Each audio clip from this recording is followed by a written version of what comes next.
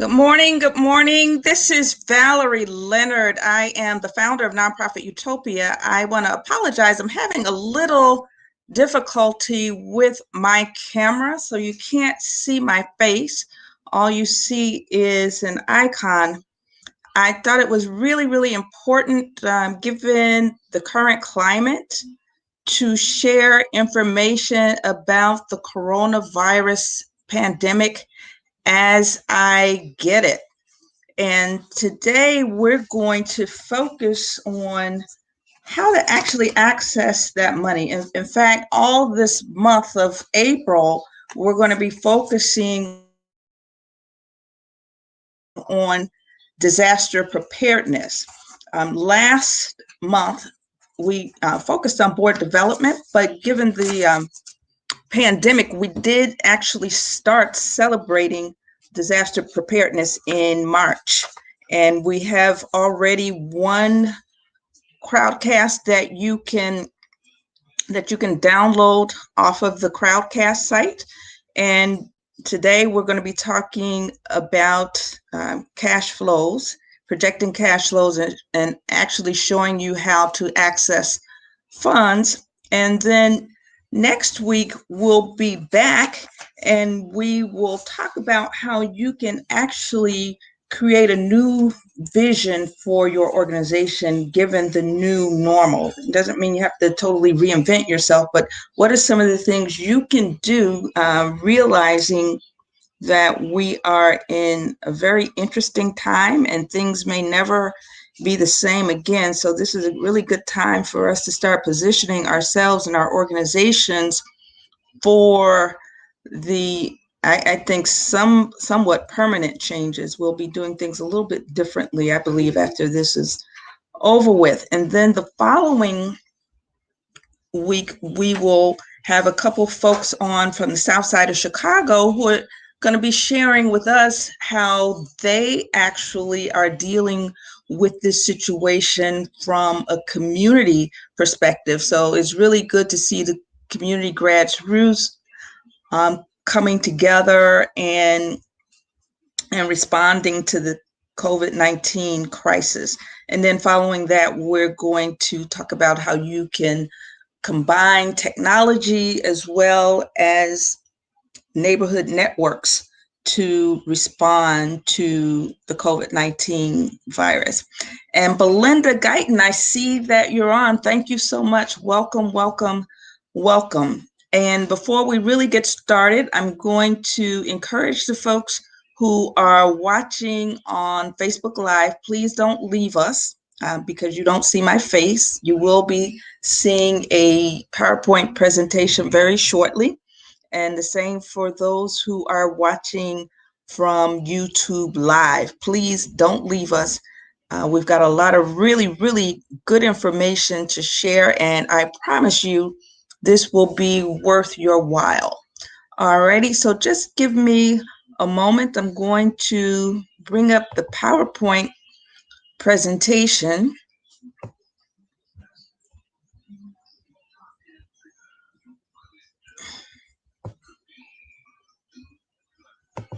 And then I'm going to share my screen for you in just a moment. Alrighty, so I've got the screen up, so now you don't have to see that blurry picture. And just bear with me just a little bit. I want to try to maximize this as best I can. Well, all right, so I'm not going to worry about that. So at this point, we're going to talk about how you can actually measure how much cash that you have. And then the second half, we're going to focus on accessing some of the government cash. So today's theme is how long before we run out of cash? And before we do that, I want to talk to you a little bit about Nonprofit Utopia. We're the ideal community for emerging nonprofit leaders, and we have created a safe space in which our members can innovate, speak candidly about the issues and concerns that they share on a daily basis, and then share ideas and resources. And our mission is to develop the next generation of ethical nonprofit leaders. We provide ongoing professional development and networking opportunities in which nonprofit professionals who are more experienced can share their expertise with the next generation of ethical leaders. And at the same time, we learn a whole lot from our younger members. And the overarching goal of the community is to give our members the tools that they need to develop strong organizations that will make a lasting impact. And we do that through the online community, we do that through consulting, and we also do that through coaching. And our vision is to strengthen the global nonprofit sector by providing training and development opportunities for 50,000 emerging nonprofit leaders throughout the world by 2033. And if you want to find out more about us, you can go to nonprofitutopia.com. And if you are interested in joining our club, so to speak, you can go to nonprofitutopia.mn.co. And I don't mean to call it a club, but it is a private membership group. And to give you a little bit about myself, I am a consultant. I specialize in community and organizational development. And I work with emerging nonprofits for the most part, some institutions, but for the most part, emerging nonprofits to help them develop the capacity to impact their clients and communities in a very positive way. And I'm also the founder of Nonprofit Utopia. As I said before, we're the ideal community for emerging leaders. And I also host the Nonprofit Utopia Internet Radio Show or podcast. And that is on Mondays on blogtalkradio.com. That's a forum where nonprofit stakeholders, again, can share their lessons learned in the community. And I also teach online courses in operations management for UIC Certificate in Nonprofit Management Program. And I teach entrepreneurship at Roosevelt University's Heller College of Business. So there's a lot of opportunity for cross-pollination for our members to learn more about what's going on with social ventures as well as nonprofit. I have a Master of Management degree in Finance and Marketing from Kellogg and a BA in Economics from Spelman College. And over the years, I have worked in nonprofits, either running a nonprofit or consulting, and I've helped over 750 people raise over $100 million through technical assistance and grant writing. So getting back to why we're here, there is absolutely no question that the COVID-19 pandemic is causing a ripple effect in the world economy. While we can't control what's going on around us, we can assess our situation and we can preserve our limited resources to make sure that we can weather the storm, right? And position ourselves for sustainability. And sustainability today probably means something very different than it did, just in January, before we really understood what was going on with the COVID-19. So we're going to be mostly focused on two things, and that's basically how to manage your cash and then two, how to apply your cash. So we're going to help you determine your current cash position. We're going to help you to forecast your monthly cash flow based on what you know now and making certain assumptions and projecting it out into the future. And then we will also help you get a grasp for how long your cash could last if you don't do anything, right? So we're going to show you a little bit of modeling. And then we're going to help you to determine how much money you need to get through the immediate crisis and plan for the future. So for our purposes today, we're going to be looking at how you can project your cash needs from now until the end of the year in December 2020. And that may or may not be your fiscal year end, but we're going to show you how to do it from now until December. And then most importantly for you, we're going to show you how to apply for SBA COVID-19 funds. All right, so we're going to just cut to the chase now. This is a sample budget, and it may be somewhat small. You may not be able to see it from your device or from your laptop or even your tabletop computer. We do have links, so if you're joining us here in Crowdcast, we do have links to this spreadsheet. And this is a sample budget. We're showing you, this is a base case scenario where an organization has a budget of about $180,000. So they're anticipating $180,000 coming in, and they're anticipating spending $180,000. So this is a break-even budget. And they're assuming that they're going to get $100,000 from foundations, $20,000 from their annual giving campaign, and $10,000 from their annual dinner, $25,000 in fees from providing technical assistance to other nonprofits, and then another $25,000 in CDBG funding for housing counseling. Now, how are they going to spend that money? They're going to, and I'm not going to read all of these line items. You should be able to access this in your folder. And just in the interest of time, I'm not going to read every line item, but they've got about $180,000 in expenses, and their largest expense is salary and benefits, followed by rent. So the way this budget is arranged, you start off with the personnel, and then you have office costs, and then travel costs, and then those other fees that you might have contracts for. So what does this look like on a monthly basis?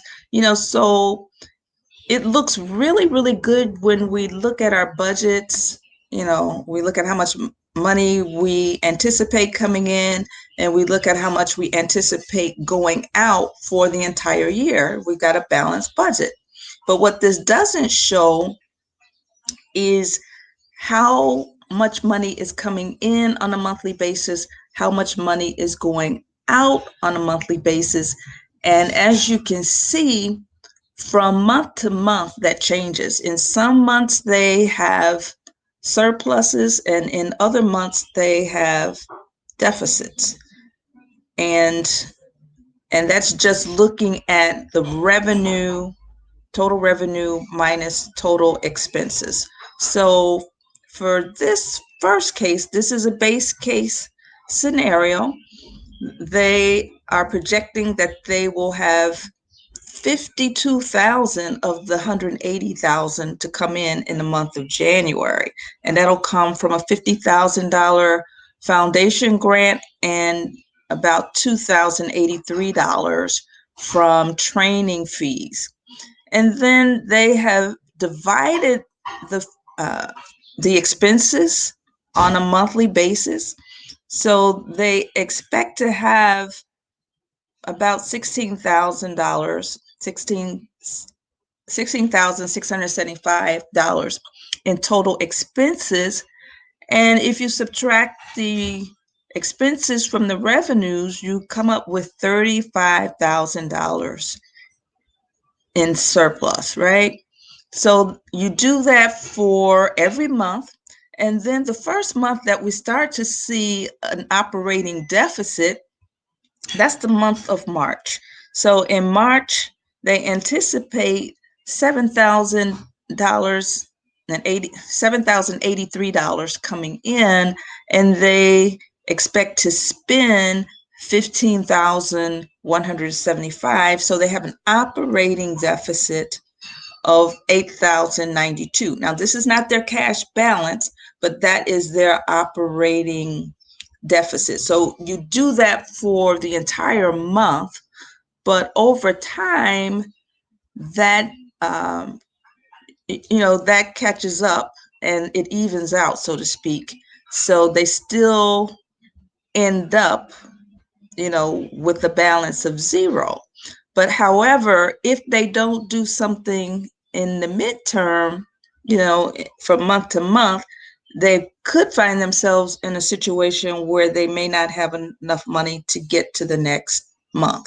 So I'm going to show you a more realistic way of looking at this. So we're not necessarily looking at just the money that comes in and just the money that goes out on a month-to-month basis. We're also looking at how much money they have on hand.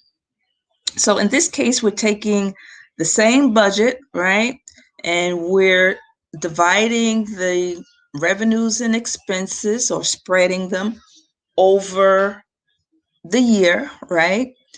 And we have, in this case, we're not calling this area here total revenue. The reason we're not calling this total revenue is because it takes into account the revenues and the cash at start. So we added a new line here, which gives you how much money they start the month off with, right? Which gives you a much more accurate picture than just looking at what comes in, in terms of revenue and what is spent in terms of expenses. All right, so we're going to assume that there was no money, no cash balance at the start of January. And they actually got $52,000 in January. And then they actually spent $16,675. And if you subtract those two, the difference between those two is $35,408. So you take this balance, this ending balance in January of $35,408, that becomes the beginning balance in February. This is not a revenue, but this is money that was carried over from the last month. So this is the cash at start. And then they're projecting $2,083 to come in from training fees, and they're expecting that one-time payment of CDBG funds. And I should say that realistically, CDBG funds are not given in one lump sum. They're typically paid out on a reimbursement basis, but I'm just doing this for illustration purposes. So they have indicated their monthly expenses, and they came out to be $15,675 for the month of February. And at this point, you take out the total cash flow, which is the beginning cash, the cash at start, plus any money that came in for revenues, and that becomes your total cash flow in. And then you subtract what went out, and that gives you what's left. $46,816. So this continues from month to month, and they end with a cumulative balance of zero. And this is fine. They broke even, right? So this is what they were projecting before, right? This is before coronavirus, right? So now they're finding themselves in a situation where they need to make adjustments. And I'm sure you're finding yourselves in a position where you also have to make adjustments. And for this purpose, we're going to make the adjustments. We're going to assume that the foundation grants stay the same. We're going to assume that they only got $1,500 in contributions, and those won't come until later on in the year because everybody else is trying to recoup too. And they had to cancel their event. So where they were counting on $10,000 for fundraising, they now have zero. And then they were counting on $25,000 coming in for training fees.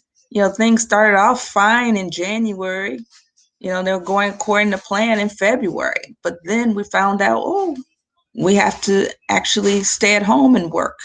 and this whole pandemic is impacting our whole economy. So they had to cancel the event, and not only did they cancel the event, they had to cancel some of their training because heretofore a lot of their training was in person. So they're taking a couple months to regroup, and they'll be having their events online, and they're not expecting to generate nearly as much income. So whereas they thought they were getting 25,000, they're only getting 5,000, and they're spreading it evenly from May through the end of the year. Okay. And then actually, in this case, they have actually come out ahead of what they projected. All right. So then that adds up to 131,500 once we add the 25,000 grant. Okay, so you're assuming again that the expenses stay the same, and we do that the first go round just to get a sense for what would happen. How long can we stay in operation if we don't do anything? And we see here that we have a deficit of 15,000, and this is twice what it was, right, before. So you see that we're running even more deficits, more consistent deficits than we did before coronavirus, right? So what does that look like in terms of our cash position? So what we just saw was, the money coming in terms of revenue, the money going out in terms of expenses. This does not take into account money that was carried over from the previous months that's still in the bank. Whereas this, again, takes into account money that is left over from the prior month. So if we continue that same scenario, we see that we can operate as is without making any adjustments to our expenses, without renegotiating any contracts, without laying anybody off, without cutting services off. We can last until June. So June is the month that we start to see a deficit. So really, we can last until May. So we got 1 month, if we're starting from today. So in 1 month, we're going to be out of cash. We're going to need to get a loan. And you can see here, whereas we were projecting to break even before with our base case, we have a deficit of $41,334.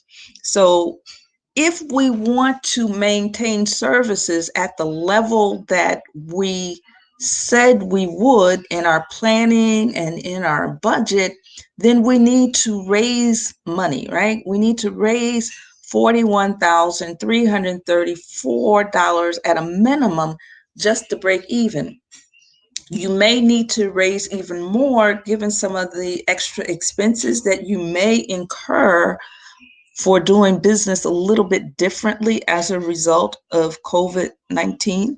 So you need to plan accordingly, but at a minimum, you should be asking for a loan of $41,334 if this is, a similar situation for you. And then this exercise, I'm not going to go into all of those numbers. I'm not going to show you that case, but that shows you, what happens if you don't make any adjustments, if you don't cut back. But then when you do this exercise, you get a chance to prioritize. You look at all of these line items and you look at what you can do without, what costs you can delay. You look at what you can do of with less. All right. So you play around with the numbers to see how you can best, worst case scenario, how can you best live within this new reality of 131,500? So worst case scenario, you can't get a loan and you have to cut $41,334 in expenses. How are you going to do it? So looking at this gives you some ideas as to where you can cut and how that's going to impact you. So that's very important when you start asking for money, whether it's a loan, whether it's a grant, or even just for your own planning purposes. You need to know how much money you have on hand at all times and how much you can expect. Alrighty, so before we go on to the next section, I need to know if you have any questions or comments about what I have presented. Let me know if it was clear. Let me know if it wasn't clear. Let me know if there's something I need to repeat. And again, you have a link to the box that will have this file. There's a spreadsheet with these examples that you can see for yourself, and there's some notes in there that tells you how these calculations were generated. Okay, so I don't see any questions, and I'm asking the folks who are watching on Facebook Live, if you have any questions, if you have any comments, please leave them in the comments section. You can join us here in Crowdcast by going to crowdcast.io/e/how-before-I-run. So go in, if you enter that into your browser, you can enter this Crowdcast with us and you can have access to all the downloads that we're referencing. You can also have links to our resources. I have posted a number of resources. There's a link to the SBA COVID-19 website. There's a link to the Paycheck Protection Program offered by the Treasury. There's a link to the Paycheck Protection Program sample application, so you'll know what that looks like before you even fill it out. There is a link to the home loan application, and that's for people, that's for individuals who live in disaster communities. And if you live in the state of Illinois, you do qualify for living in a disaster area. Then we have a link to the emergency coronavirus loan program. There's an article that was printed by the Philadelphia Inquirer. And then finally, there is a link to the box folder. So there's a number of resources that we have here that you can tap into, and hopefully you'll be in a really, really good position to go apply for funds just as soon as we get off this Crowdcast. So right now, I'm just going to take you through some screenshots of the SBA website. They have disaster loan applications with a number of links that you can go to, and I'm just going to share with you, various sections of that website. So one of the first programs they have is the Paycheck Protection Program, or PPP, and they're giving information for borrowers.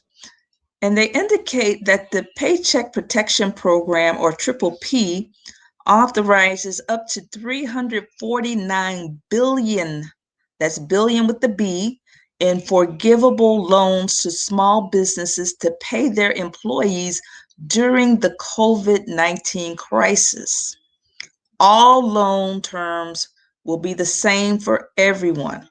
The loan amounts will be forgiven as long as, one, the loan proceeds are used to cover payroll costs and most mortgage interest, rent, and utility costs over the 8-week period after the loan is made. So basically, you need to indicate, or you need to be sure or assure them that you're going to not fire anybody for 2 weeks, and you're going to use this money for mortgage and interest and or rent and utility. So basically general operating costs.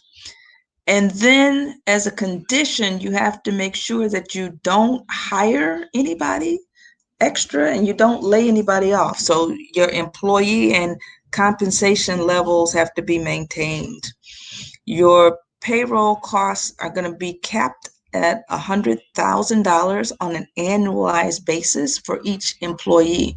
So what they'll do is they will look at the salary expenses for the first 3 months, and maybe the first 2 months, whatever financials you can share with them. But ideally, I would, if I were you, give them the first 3 months of their payroll costs and then annualize them. So if you spent 25% of their cost, assuming somebody makes $100,000 and through March, you will have expended $25,000 on them, assuming that they start in January. Okay, so they're going to annualize that $25,000 cost. So to get to that $100,000. So due to likely high subscription, it's anticipated that not more than 25% of the forgiven amount will be for non-payroll costs, and loan payments will be deferred for 6 months. And I have, a link to more detail that should explain some of these terms. Okay, so the next program they have is the economic injury disaster loans and loan advance. So they don't have a mechanism for giving out grants at this time for this program. So what they're doing is creating a forgivable loan, right? But in order to get the forgivable loan, you have to apply for the loan. And we're going to walk you through that process in just a moment. And once you apply, there is an option for you to indicate whether or not you're interested in receiving that $10,000 advance. Okay. And then after that, there is a provision for home loans or sole proprietor loans. So if you're self-employed or if you have a mortgage that is in straits, because of the COVID-19 situation, you can actually apply for a loan. Okay, but we're going to focus just for the most part on that $10,000 grant. So if you go to the disaster loan assistance page and actually clicking onto the loan, so I'm sharing with you screenshots of what it was like to actually go through this process. All right, so this first page gives you the requirements, and then you need to choose one of the following, whether or not you are a business with no more than 500 employees. You need to indicate whether you are an individual who operates under a sole proprietorship with or without employees, or as an independent contractor, aka self-employed, or are you an applicant that is a cooperative with no more than 500 employees? Or are you an employee stock ownership plan, or ESOP? So do you have a company that is owned by the employees and it has to fit within the guidelines of 15 U.S. Code 632. All right. So then if you're not one of those, are you a tribal small business concern as described, as outlined by the law? And are you, not and, but or, are you a business including agricultural cooperative, agricultural enterprise, nursery, producer cooperative that is small under the SBA size standards? And they give you a link to describe what that is. Or are you a business with more than 500 employees?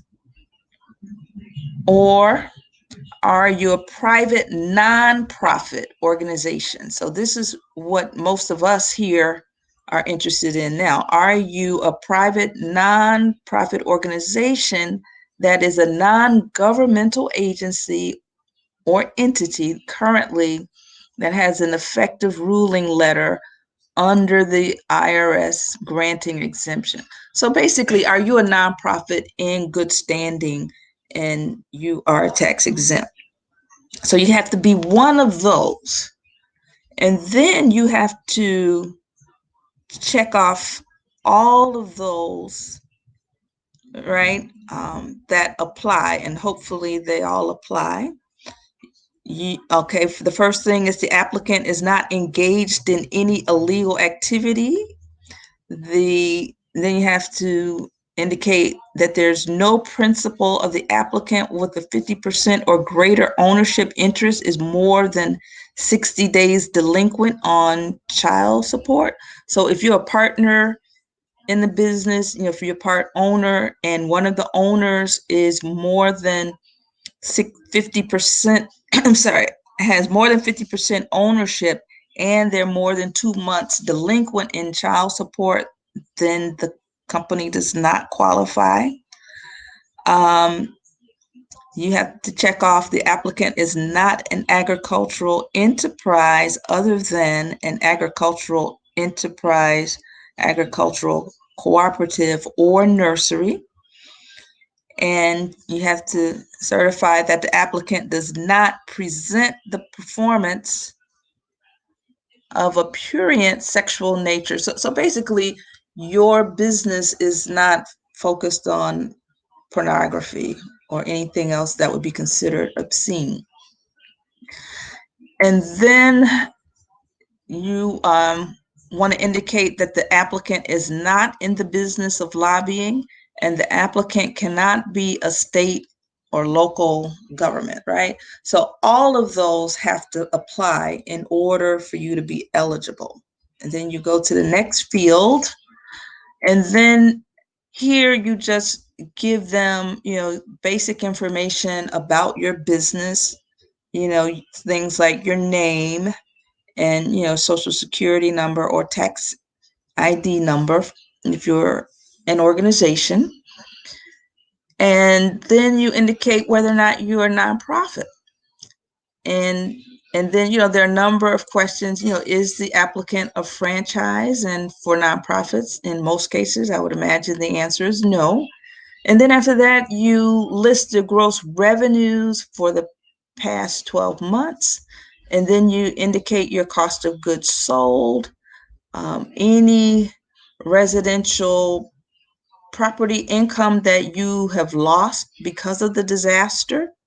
So whatever money you have lost as a result of COVID 2010.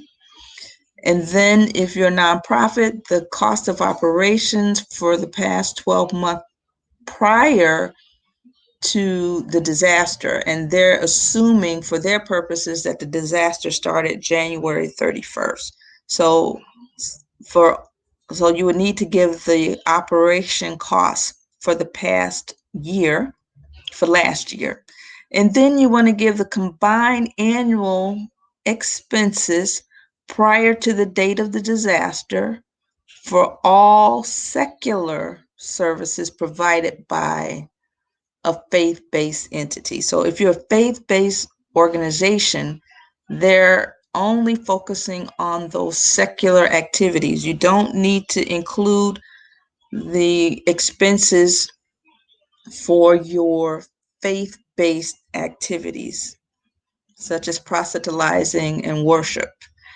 And then you want to list the secular social services that the faith-based entity provides. So if you're a church that doesn't have a separate 501c3, if you're engaged in any secular activities, you will put that here. And if you're a faith-based organization, you would list those activities that are secular. Again, those activities that don't include your religious activities. And then you want to indicate compensation from other sources received as a result of the disaster. So if you have any state funds or any foundation funds, you want to indicate those. And then you want to provide a brief description of other compensation sources. And I would not put anything down unless I'm absolutely sure that I either have it in hand or there's a reasonable certainty that I'm going to get it. You don't want to count your chickens before they hatch. And then you want to provide a brief, then you want to give your primary business address, city, state. So again, that's just basic information for the business itself. And then you want to, in addition to name, address, phone number, and all that other stuff, you want to indicate what the business activity is, and then, provide some detail. So the first thing is, just an overall view of what exactly is the business, and then talk about what it does. And then give the number of employees that you had as of January 31st. And then next, so this is the third phase, we want to give information as it relates to the owner. So that first section, we focused on disclosures. The second section, we focused on business information. Now we're going to focus on the business owners. And again, you're just basically giving them your name, address, and social security number or tax identification number. And actually, as an individual, you have a social security number. You want to indicate where you're born and whether or not you're a citizen. And then you're going to provide additional information. So in the past year, has the business or listed owner been convicted of a criminal offense? Yes or no?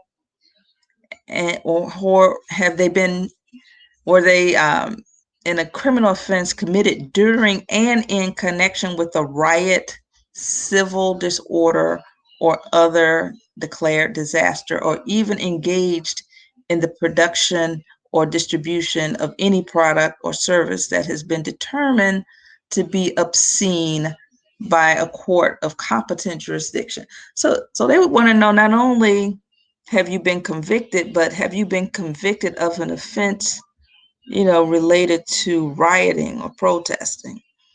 Is the applicant or any listed owner currently suspended or debarred from contracting with the federal government or receiving federal grants or loans? And the answer is yes or no. Are you presently subject to an indictment, criminal information, arraignment, or other means by which formal criminal charges are brought in any jurisdiction? B, have you been arrested in the past 6 months for any criminal offense?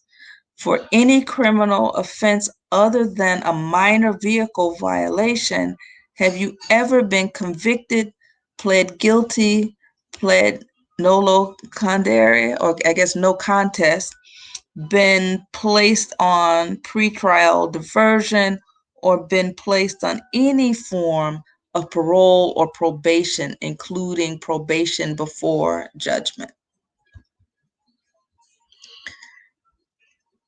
All right, and then after that, this section here is to talk about whoever has helped you. So if anyone assisted you in completing this application, whether you pay a fee for this service or not, that person must enter their information below. So if anyone is helping you to complete the application, and I do not count this webinar as helping you to complete. I'm just sharing information. So don't put my name here. But if at any point you do get assistance from someone and they're helping you, this is where you put their contact information and how much they're charging you.